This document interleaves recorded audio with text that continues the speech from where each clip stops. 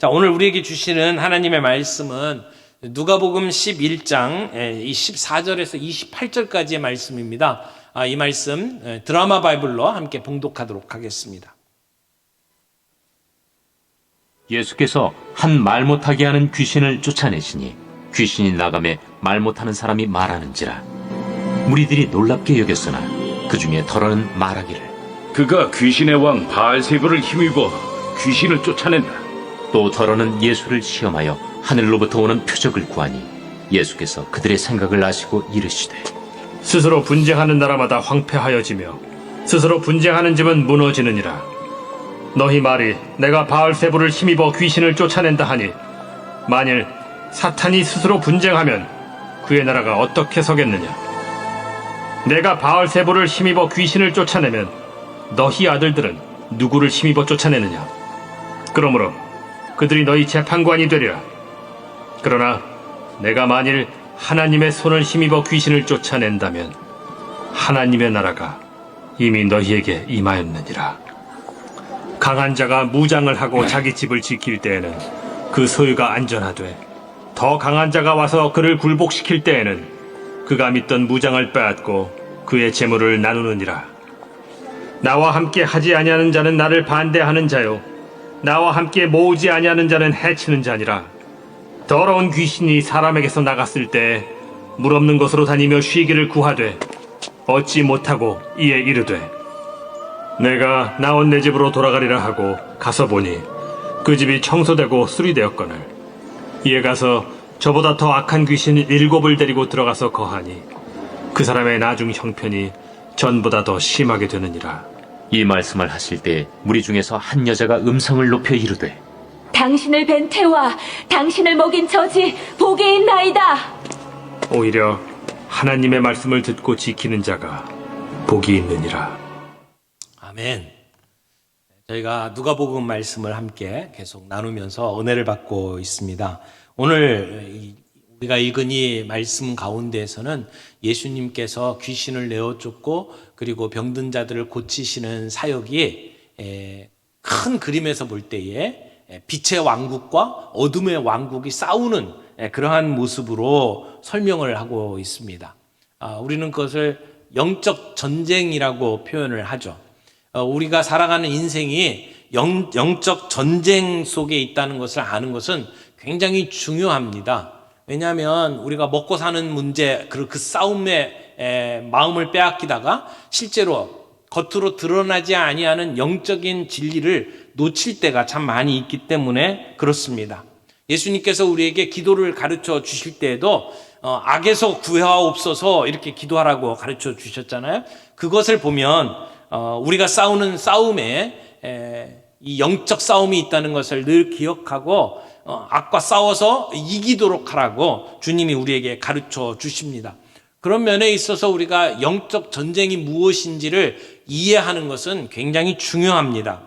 그런데 우리가 가지고 있는 사탄이나 마귀나 귀신이나 이런 부분에 대한 지식들이 성경적인 지식보다는 우리가 살고 있는 문화 속에서 판타지 소설이나 게임 속에서 나오는 그러한 것으로 우리가 이해하고 있는 경우들이 너무 많습니다.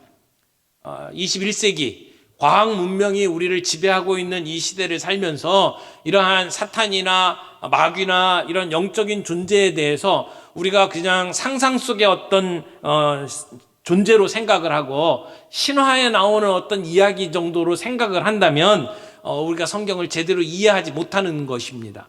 성경에 이런 존재들을 이야기하고 있는 것은 우리가 실제로 이런 존재들을 가볍게 여기지 말아야 된다라고 하는 것을 우리들에게 가르쳐 주죠. 성경은 우리가 거대한 이야기 속에 등장하는 사람들로 소개를 합니다. 그래서 창조, 타락, 구속 이런 그 흐름 속에서 우리의 이 역사를 보는 눈이 필요합니다. 창조가 있죠. 하나님께서 천지를 창조하셨어요. 모든 만물을 선하게 창조하셨습니다. 특별히 하나님께서는 인간을 하나님의 형상대로 지으시고 그리고 만물을 다스리도록 하셨어요. 그런데 인간이 타락합니다. 하나님의 자리에 나를 올려놓기 위해서 교만해진 인간이 타락하게 되죠. 그래서 그 타락의 결과가 피조된 세상 곳곳에 영향을 끼칩니다. 오늘 우리들이 살아가는 시대는 부패했고, 그리고 질병이 늘 우리에게 다가오고 있고, 그래서 죽음에 시달리는 그러한 시대를 살고 있습니다. 이것은 죄의 결과입니다. 그런데 이런 것 가운데서 우리를 구원하기 위해서 예수님이 이 땅에 오시죠. 구속의 역사가 있습니다. 예수님이 오셔서 우리를 구원하기 위해서 십자가에 못 박혀 죽으시고 부활하셨습니다. 이 땅에 그 어둠의 왕국과 빛의 왕국의 싸움이 있는 것을 봅니다. 예수님은 이 세상 속에 우리를 위해서 싸움을 하고 계십니다. 그런 면에 있어서 우리는 영적 전쟁 속에 살고 있다, 그렇게 말할 수 있는 겁니다. 예수님께서 이 땅에서 사역을 하시면서 줄곧 어둠의 왕국이라고 불리울 수 있는 이런 악의 통치에 대해서 신적인 권위를 가지고 능력을 행사하셨습니다. 귀신을 내어 쫓으시고 귀신으로 말미암아 이 땅에 벌어지고 있는 그러한 병과 이 땅에 부패한 것들을 고쳐주시는 일들을 우리 예수님께서 하셨습니다. 근데 누가복음에 예수님의 역사를 쭉 기록을 하면서 여기까지, 오늘 본문에 이르기까지 누가는 예수님이 하신 그러한 내용들이 이런 빛의 왕국과 어둠의 왕국이 이렇게 전쟁 중에 있다라고 하는 개념으로 소개해 준 적은 없어요. 근데 여기에 처음으로 이제 예수님의 이 축사, 귀신을 내어 쫓으시는 사역과 치유하시는 사역이 결국 영적 전쟁이라고 하는 것을 오늘 여기서 보여주고 있는 겁니다. 그래서 오늘 본문 말씀을 중심으로 세 가지 좀 정리를 하려고 합니다. 첫 번째는 예수님은 더 강한 자로 이 땅에 오셨다는 것입니다. 더 강한 자로 오신 예수님. 예수님께서 기도에 대해서 가르쳐 달라고 하는 제자들에게 기도를 설명하신 후에 오늘 본문에 벙어리 귀신을 내어 쫓으셨어요. 여기 말 못하게 하는 귀신을 쫓아내시니 라고 본문에 이야기를 하죠. 어떤 사람이 있었어요. 말을 못해요. 말 못하는 이유가 여러 가지 있겠죠. 어떤 경우에는 육체적인 결함이 있을 수 있고, 어떤 경우는 정신적인 문제일 수 있습니다. 감당할 수 없는 충격적인 사건을 만나면 사람들이 실어증에 걸리기도 합니다. 그런데 오늘 본문에 나오는 이 사람은 귀신의 영향을 받아서, 귀신의 통제를 받아서 말을 못하게 되었다는 것입니다. 그런데 예수님께서 그 귀신을 내어 쫓으셨습니다. 본문에 어떻게 쫓아내셨는지는 분명히 기록이 되어 있지 않습니다만, 예를 들어서 말 못하게 하는 귀신아 나가라, 이렇게 예수님이 말씀을 하셨는지도 모르죠. 예수님이 쫓아내실 때에 그 사람의 말문이 열렸습니다. 그리고 말을 하기 시작을 합니다. 사람들이 놀랬죠. 여러분, 귀신의 통제를 받고 말 못하던 사람이 얼마나 힘들었겠습니까?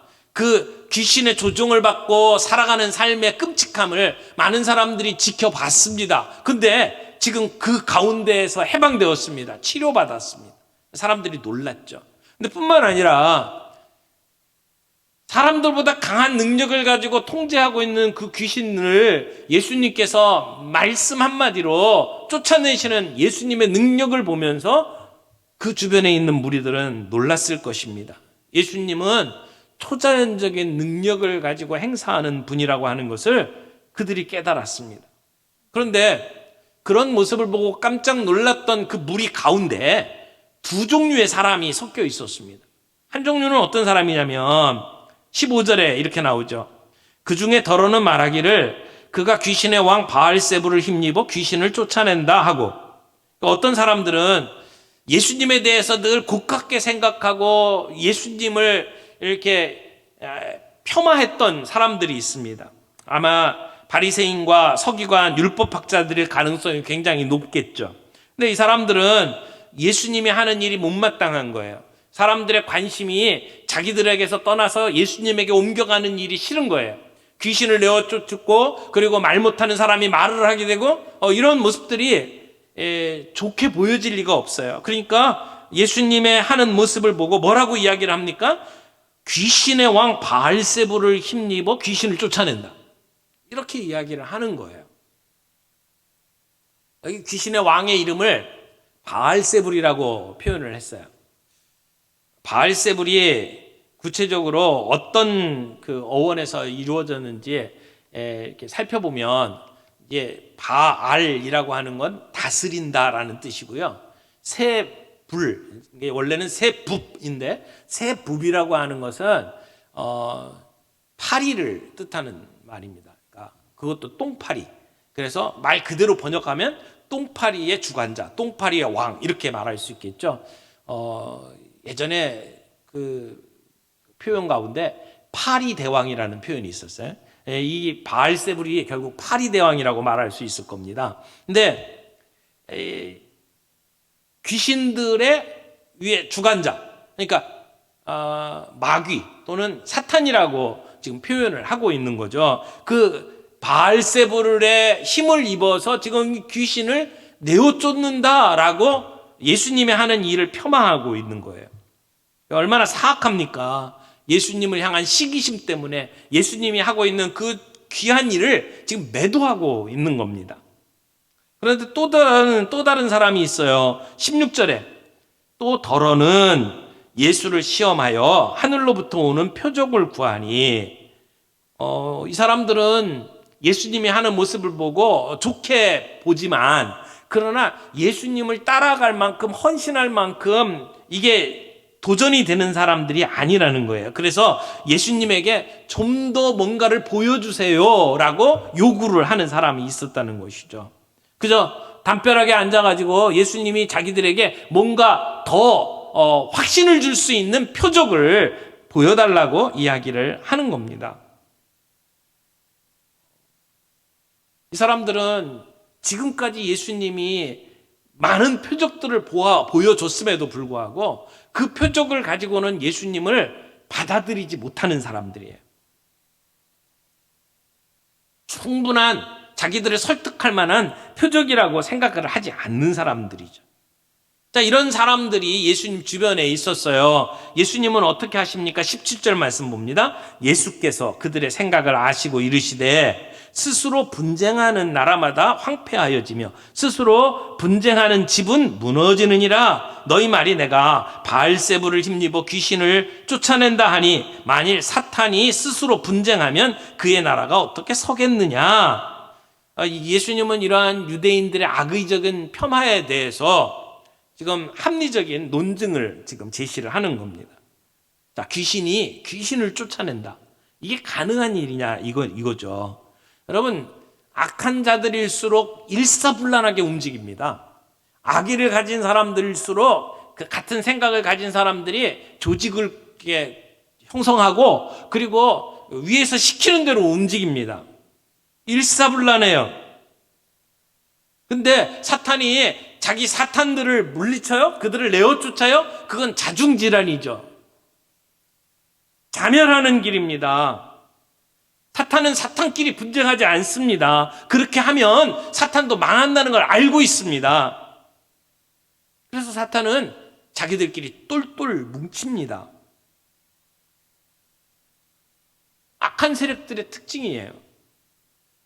예수님은 그런 이야기를 하면서 그러면서 내가 하고 있는 일이 어떻게 바알세불의 힘을 입어서 한다고 말할 수가 있겠느냐. 논리적으로 생각해봐라. 그 말이 안 된다라고 예수님이 이야기를 하는 거죠. 지금 이 본문에 보면 여러 가지 용어가 나오고 있죠. 바알세불 나오죠. 사탄이 나오죠. 그 다음에 귀신이 나와요.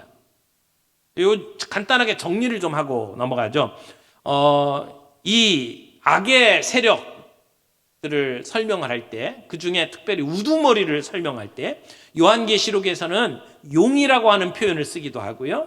옛 뱀이라고 표현을 하기도 하죠. 옛 뱀이라고 하는 것은 예전에 아담과 하와를 꼬일 때 뱀이 그들을 꼬였기 때문에 그 뱀을 그대로 지칭해서 옛 뱀이라고 이야기를 하고 있죠. 근데 우리가 많이 사용하는 단어는 사탄이에요.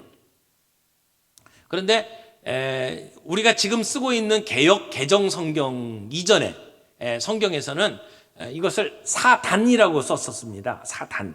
근데 이게 개역 개정으로 바뀌면서 사탄이라고 이제 사용을 하고 있죠. 그래서 우리가 쓰고 있는 이 성경이 1998년에 개정된 성경입니다. 그래서 그 이후에 다 사탄으로 나옵니다. 근데 사탄이라고 하는 말의 뜻은 대적자 또는 고소자, 다른 사람들은 또 참소자 이렇게 표현을 하기도 해요.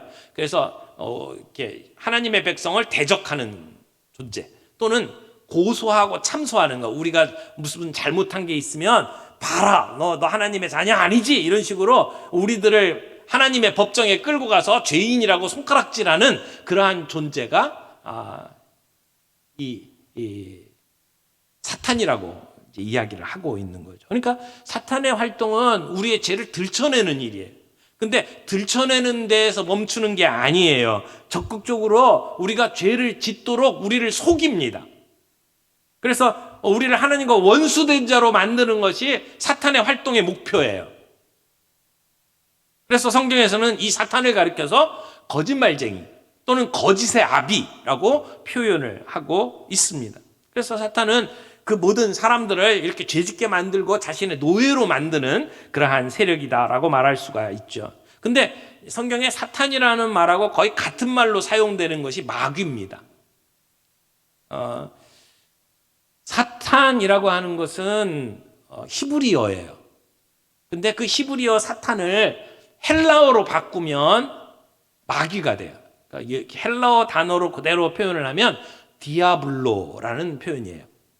여러분 그 인터넷 그 모바일 게임 중에 디아블로라고 하는 게임 있죠. 그 말 자체가 사탄 또는 마귀라는 뜻입니다. 근데 성경 안에서는 이 두 가지가 함께 사용되는 것을 볼 수가 있어요. 예수님께서 이제 공생애를 시작하면서 마귀에게 시험을 받으시잖아요. 근데 그때 마귀가 시험했다라고 표현을 하는데 그 중에 예수님께서 그 마귀에게 뭐라고 말씀하시냐면 사탄아 물러가라 라고 말씀을 하시거든요. 그러니까 지금 사탄과 마귀가 거의 같은 그 의미로 성경에서는 사용된다라고 볼 수가 있습니다. 근데 이제 오늘 본문에 나오는 귀신은 약간 다른 존재예요. 그러니까 다른 얘기로 하면 사탄은 우두머리고 사탄과 마귀는 우두머리고 거기에 쫄개들이 귀신이다 이렇게 말할 수가 있습니다. 그래서 사탄, 마귀는 단수로 늘 등장을 하지만 마귀는 복수로 나옵니다. 예수님께서 거라사 지방에서 귀신을 내어주실 때에 귀신한테 내 이름이 뭐냐? 그러니까 내 이름은 군대다 그렇게 얘기하잖아요. 그리고 그 예수님께서 그 귀신을 내어주시니까 그 돼지 2,000마리에 이렇게 들어가서 물속에 들어가고 이렇게 즉사하는 그런 그 모습이 그려져 있는데 그것을 보면 귀신은 굉장히 많은 그 숫자로 나오는 것을 알 수가 있어요. 성경에 마귀가 등장을 할 때에는 굉장히 당당하게 등장하는 모습으로 비춰집니다. 근데 귀신들은 예수님의 존재와 만나면 벌벌 떱니다. 그래서 그 예수님에게 나사렛 예수여 아직 때가 이르기도 전에 우리를 멸하러 하십니까? 뭐 이런 표현들을 하면서 예수님께 떠는 모습으로 표현되는 것이 귀신의 존재죠. 그런데 마귀나 귀신이나 나름대로의 능력이 있죠. 우리 인간들보다 강한 능력을 가지고는 있지만 그러나 전능한 존재는 아닙니다. 하나님만이 전능하신 존재고 마귀는 하나님의 허락을 받을 때만 믿는 자들을 해할 수가 있습니다. 그래서 아무리 마귀가 그 권능이 있다 할지라도 하나님의 허락을 받아야 되는 존재고 언젠가 그의 용도가 폐기되면 그들은 불과 유황못에 던져지는 그러한 존재로 성경은 우리에게 가르쳐 줍니다.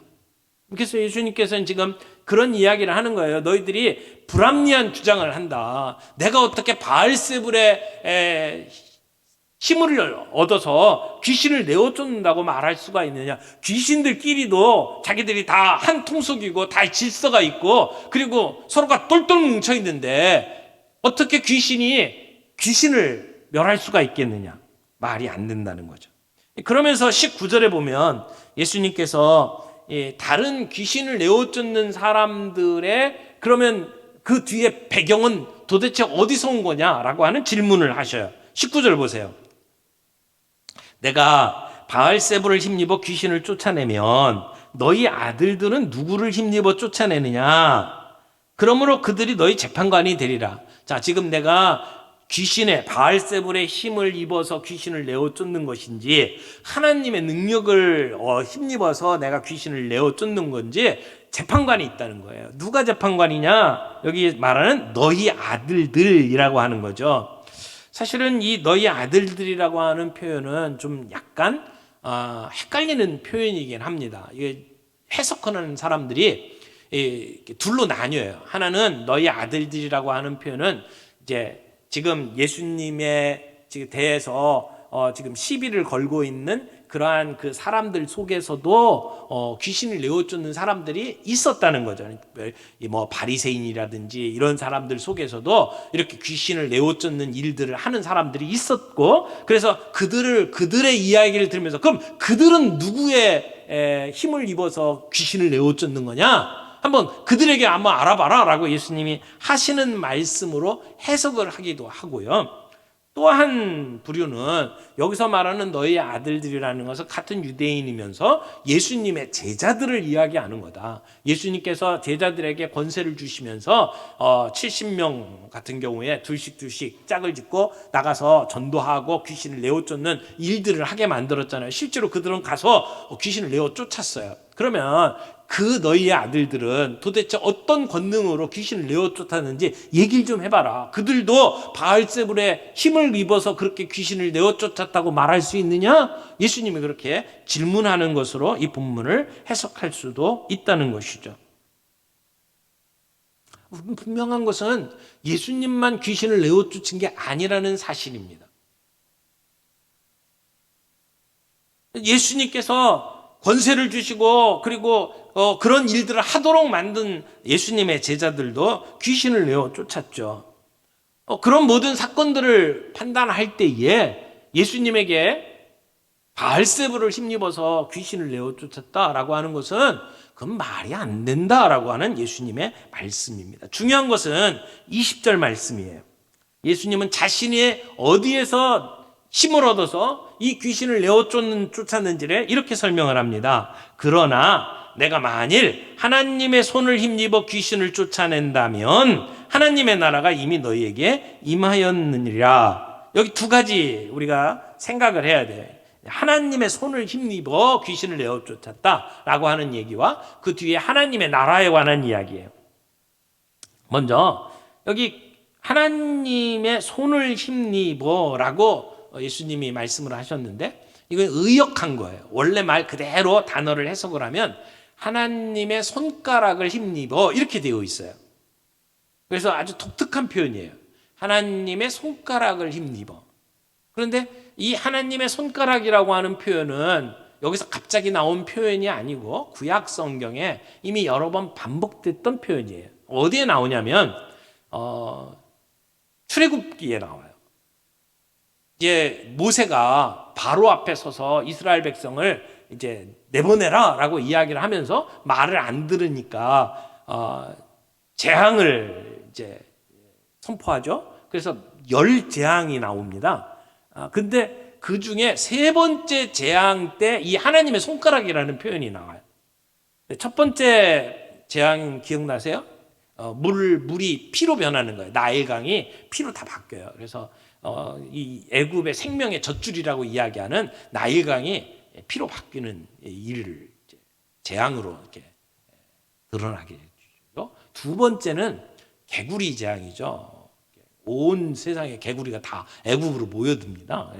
막 식탁이고 뭐 침상이고 다 개구리로 뒤덮이는 일들이 벌어집니다. 첫 번째, 두 번째 재앙이 일어나는데, 근데 재밌는 것은 애굽의 술객, 요즘 성경 표현에는 요술사라고 표현이 되어 있는데 술객, 요술사, 그러니까 바로 밑에 있던 그러한 그 술객들도 흉내를 냅니다. 첫 번째, 두 번째 재앙은 흉내를 내요.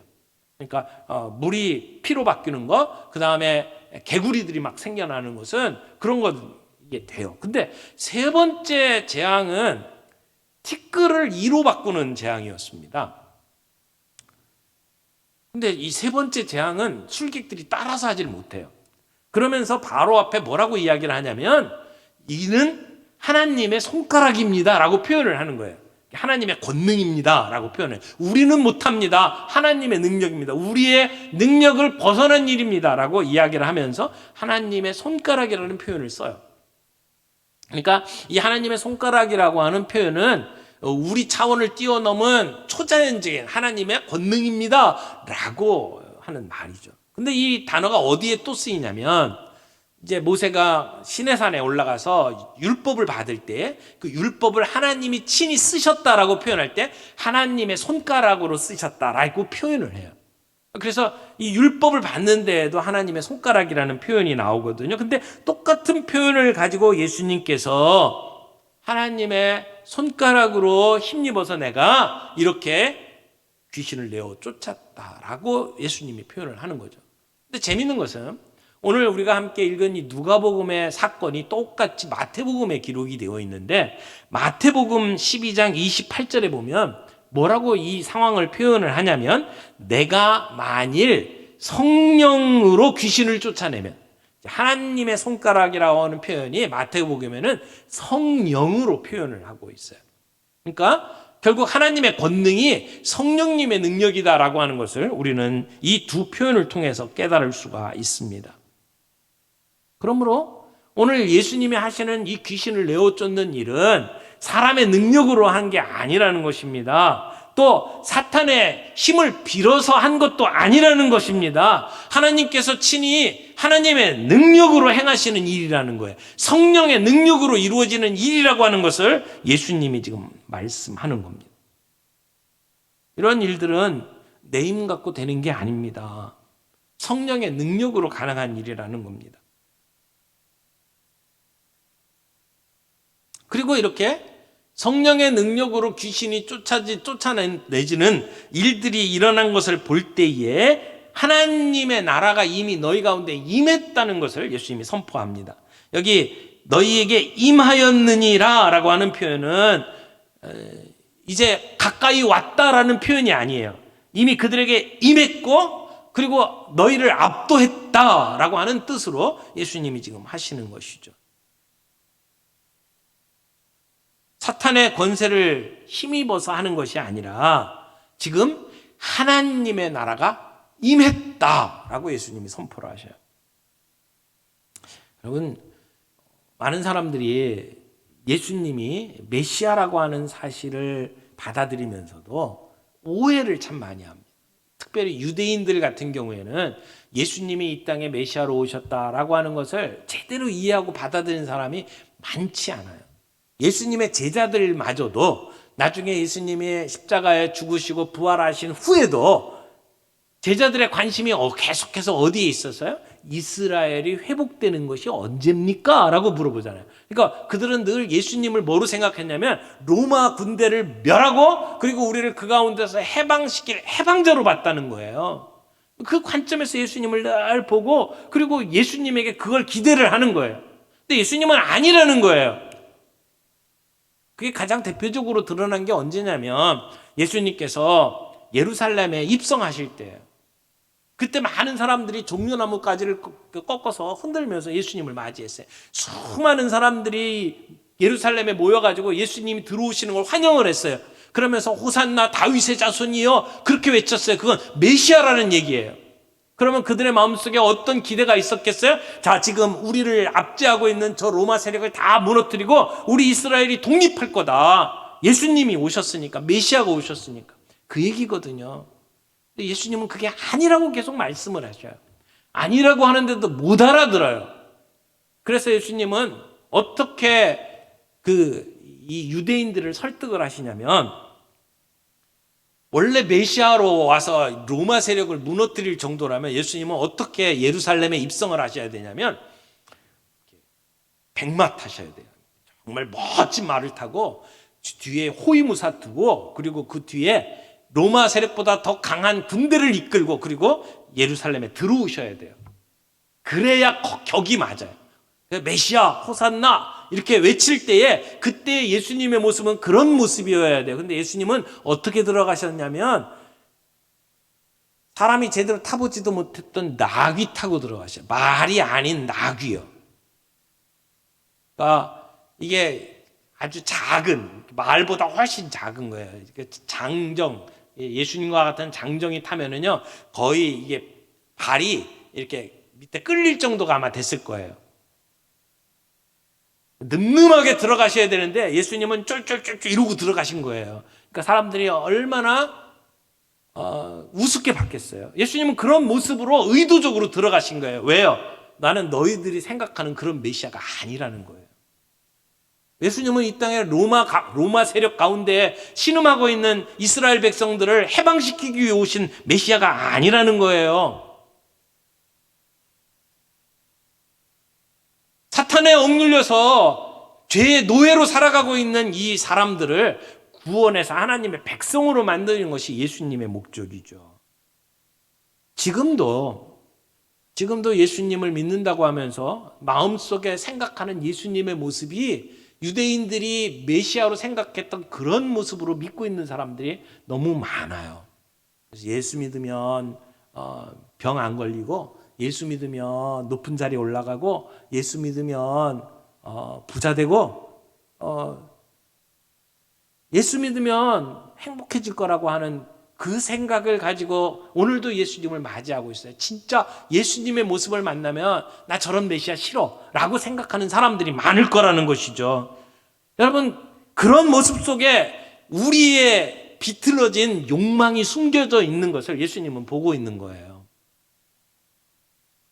아마 오늘 이 시대에 예수님이 우리 가운데 그런 메시아의 모습으로 오신다면 우리 많은 사람들이 예수님 환영하지 않을 거라고 생각을 합니다. 근데 예수님이 지금 말씀하시는 게 뭐냐면, 지금 어둠의 세력, 어둠의 왕국과 빛의 왕국이 지금 싸우고 있는 이 전쟁터에, 영적인 전쟁터에 예수님은 지금 강한 자로 지금 마귀를 멸하기 위해서 오셨다라고 말씀을 하는 겁니다. 좀 더 볼까요? 21절 보겠습니다. 강한 자가 무장을 하고 자기 집을 지킬 때는 그 소유가 안전하되, 더 강한 자가 와서 그를 굴복시킬 때에는 그가 믿던 무장을 빼앗고 그의 재물을 나누느니라. 여기 전쟁이 벌어진 거죠. 그런데 강한 자가 있고 더 강한 자가 있어요. 강한 자는 무장을 하고 자기의 집을 지킬 때는 안전해요. 여기서 말하는 강한 자가 누구를 얘기할까요? 사탄의 세력을 얘기하는 거예요. 사탄이 강한 자라는 거죠. 힘이 있어요. 능력이 있어요. 그래서 자기의 세력을 지키는 거죠. 그런데 더 강한 자가 왔다고 하는 얘기입니다. 그 더 강한 자가 누구예요? 예수님이죠. 오늘 인간을 지배하고 있는 그 강한 자, 그 귀신의 세력에 말 못하고 있는 그러한 신음하고 있는 사람들에게 예수님이 찾아오셔서 더 강한 자로 지금 능력을 발휘하시는 거예요. 마태복음 28장 18절에 보면 하늘과 땅의 모든 권세를 내게 주셨다라고 예수님이 이야기를 합니다. 예수님은 보통 사람이 아니에요. 하나님의 아들이시죠. 죽음을 이기시고 부활하신 하늘과 땅의 모든 권세를 가지고 있는 분이 예수님이십니다. 그리고 그 예수님이 오늘 우리를 다스리는 것을 이야기하죠. 하나님의 나라가 뭡니까? 하나님의 나라는 하나님이 다스리시는 영역을 이야기해요. 우리가 죽어서 가게 되는 그 천국, 그게 다가 아니에요. 오늘 그 예수 그리스도께서 왕으로 다스리시는 곳이 하나님의 나라고, 오늘 예수님은 그 능력을 가지고 지금 이 말 못하게 하는 귀신을 내어 쫓으신 것을 예수님이 이야기를 하는 거죠. 예수님의 능력은 이 세상의 능력이 아니에요. 이 세상의 부, 명예, 권세, 이런 것으로 세상을 통치하시는 예수님이 아니에요. 십자가로 사탄의 권세를 물리치신 예수님을 이야기하는 거죠. 예수님의 그 능력으로 말미암아 우리는 구원받았고, 우리는 그 사탄의 권세에서 노임받은 존재다라고 하는 것을 이야기를 하는 겁니다. 예수님은 강한 자로 지금 오셨다라고 말씀을 합니다. 근데 두 번째 생각을 할 것은 이 영적 전쟁에는 중립이 없다라고 하는 사실입니다. 23절 보세요. 나와 함께 하지 아니하는 자는 나를 반대하는 자요, 나와 함께 모으지 아니하는 자는 해치는 자니라. 여러분, 영적 전쟁에는 중립이 없어요. 예수님과 함께 예수님 편에 서든지 사탄 편에 서든지 어느 한쪽에 속해 있다는 것이죠. 예수님이 지금 분명하게 아군과 적군 선을 긋는 거예요. 여러분, 우리는 영적 소속을 분명하게 해야 합니다. 그러면서 우리가 영적 전쟁에서 중립을 지키려고 하는 것이 허사다라고 하는 것을 그 다음 이야기로 예수님이 풀어주십니다. 24절 보세요. 더러운 귀신이 사람에게서 나갔을 때에 물 없는 곳으로 다니며 쉬기를 구하되 얻지 못하고 이에 이르되 내가 나온 내 집으로 돌아가리라 하고 가서 보니 그 집이 청소되고 수리되었거늘 이에 가서 저보다 더 악한 귀신 7을 데리고 들어가서 거하니 그 사람의 나중 형편이 전보다 더 심하게 되느니라. 어떤 사람이 귀신이 들렸는데 어떻게 해서 귀신을 내어 쫓았어요.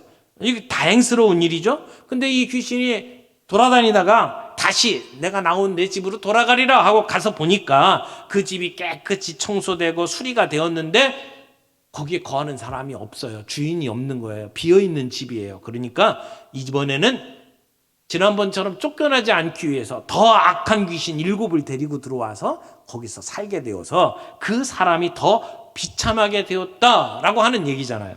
여러분, 어떻게 나갔던 귀신이 다시 들어옵니까? 그 집이 비었기 때문이에요. 중립이었기 때문이죠. 참된 주인을 모시고 살면 못 들어와요.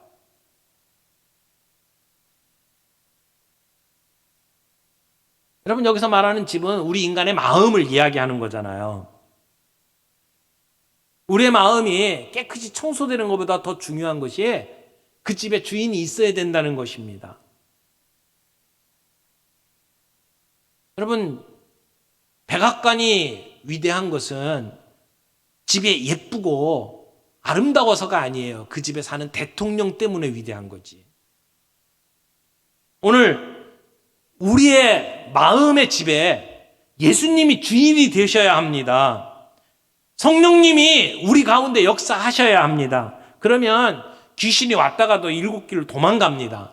그러나 우리가 그 다스림을 받지 아니하고 우리의 마음이 공백으로 남아있으면 그러면 다시 귀신이 들어올 수 있다는 사실을 우리는 기억해야만 합니다. 우리는 어느 편이든지 속하게 되어 있습니다.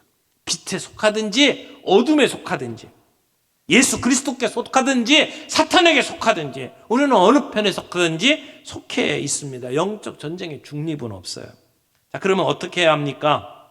세 번째, 주님을 왕으로 모시고 다스림을 받으라. 이렇게 말씀을 드립니다. 여러분, 귀신을 내어 쫓았다면 그 집의 주인은 예수님이어야 합니다. 예수님의 다스리심을 받아야 합니다. 예수님이 왕이 되셔서 나를 다스리셔야 합니다. 우리 주님이 거하시는 처소를 우리의 마음이라고 얘기하죠. 마음이 어떤 자리입니까? 우리의 지, 정, 의, 우리 인격 전체를 통괄하는 자리를 마음이라고 이야기를 하는 거예요. 예수님은 우리의 마음의 처소에 왕으로 임재하십니다. 예수님께서 그곳에서 우리를 다스리시죠. 우리의 삶의 모든 영역, 우리의 가정, 우리의 직장, 우리의 인간관계, 우리가 사용하는 물질, 우리의 시간, 내가 소중하게 생각하는 모든 영역들을 주님이 다스리시기를 원합니다.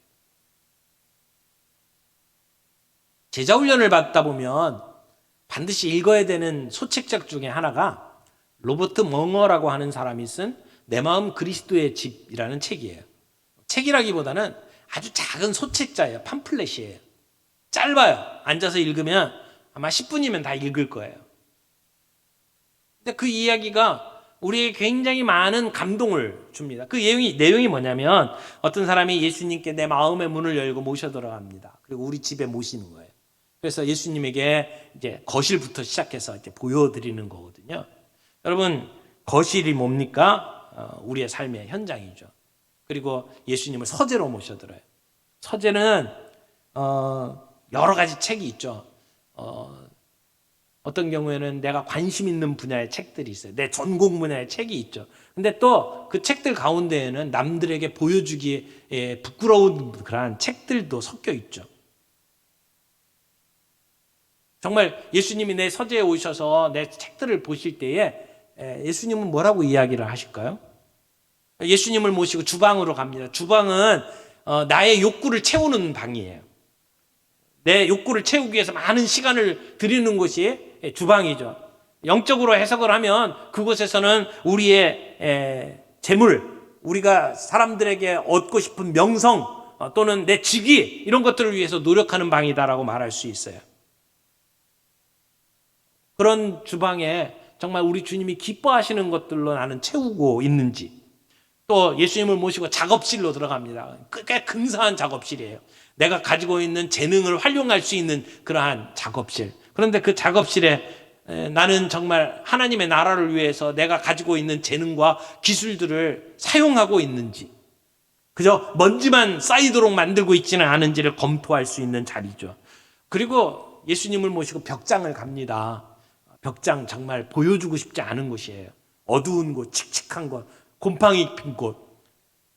그런데 그 방치된 곳조차도 예수님은 들여다보시는 거죠. 그리고 청소하십니다. 이제 그런 이야기들로 이 얘기들이 진행이 됩니다. 여러분, 우리의 삶에 그런 각각의 영역들, 정말 주님이 다스리시는 곳인가요? 나는 그분을 나의 왕으로 모시고 그분의 다스리심을 받으며 살아가고 있나요? 나의 거실, 우리 주방, 서재, 그리고 우리의 침실, 그리고 남들에게 보여주고 싶지 않은 벽장까지 우리는 정말 하나님의 통치를 받고 있나요?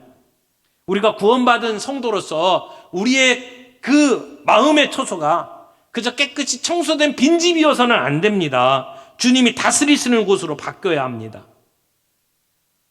주님의 통치를 받을 때, 그때 우리의 삶은 정말 의미 있는 삶, 가치 있는 삶, 열매 맺는 삶, 영광스러운 삶으로 살아가게 될 것이라고 믿습니다. 우리의 삶의 모든 영역을 불의의 세력에 넘겨주지 아니하고 그곳에 예수 그리스도 우리 왕이여 이곳에 머무소서 우리를 다스려 주옵소서, 우리가 고백하며 우리의 삶을 주님 앞에 드릴 수 있는 우리의 삶이 되기를 바랍니다.